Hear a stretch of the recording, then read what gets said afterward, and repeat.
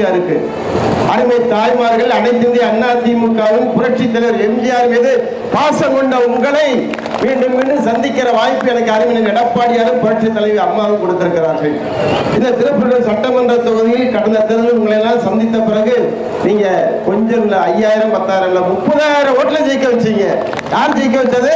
நீங்க தான் ஜெயிக்க வச்சீங்க. மீண்டும் உங்கள் மத்தியில வாக்கு கட்டு வந்திருக்கிற இந்த பகுதி அருமை பெரியவர், கழகத்தில் மூத்தவர், இந்த முறை 1 லட்சம் ஓட்டு வித்தியாசம் ஜெயிக்கணும்னு சொல்றாரு.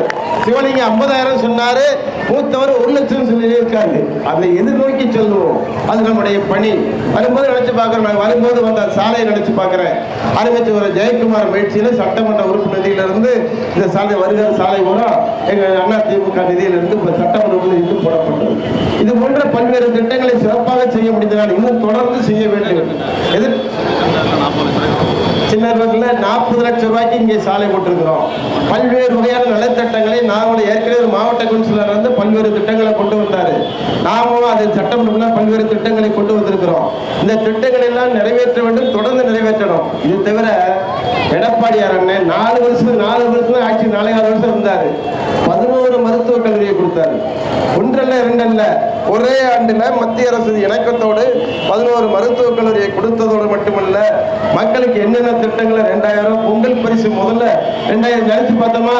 இவங்க எல்லாம் இன்னைக்கு சொல்றாங்க, அன்னைக்கு 2500 ரூபாய் பொங்கல் பரிசை கொடுத்தவர் அறிஞர் மாண்புமிகு எடப்பாடியார் அவர்கள்.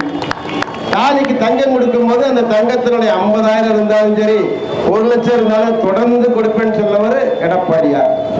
அம்மா மினி கிளினிக்கை கொண்டு வந்தவர் எடப்பாடியார். இன்றைக்கு அம்மா உணவகத்தை ஒழுங்கா நடத்தினவர் எடப்பாடியார். பெண்களுக்கெல்லாம் ஸ்கூட்டர் கொடுத்தாரு. இந்த ஸ்கூட்டர் 5 வருஷம் எங்கேயாவது பாத்தீங்களா? பெண்களுக்கு கொடுத்தாங்களா? நிதி கொடுத்தாங்களா? எதுவுமே கொடுக்கல. கொடுக்காத ஆட்சி தான் இன்றைக்கு திமுக ஆட்சி. குறிப்பாக பெண்களுக்கு பாதுகாப்பு இல்லாத ஆட்சி.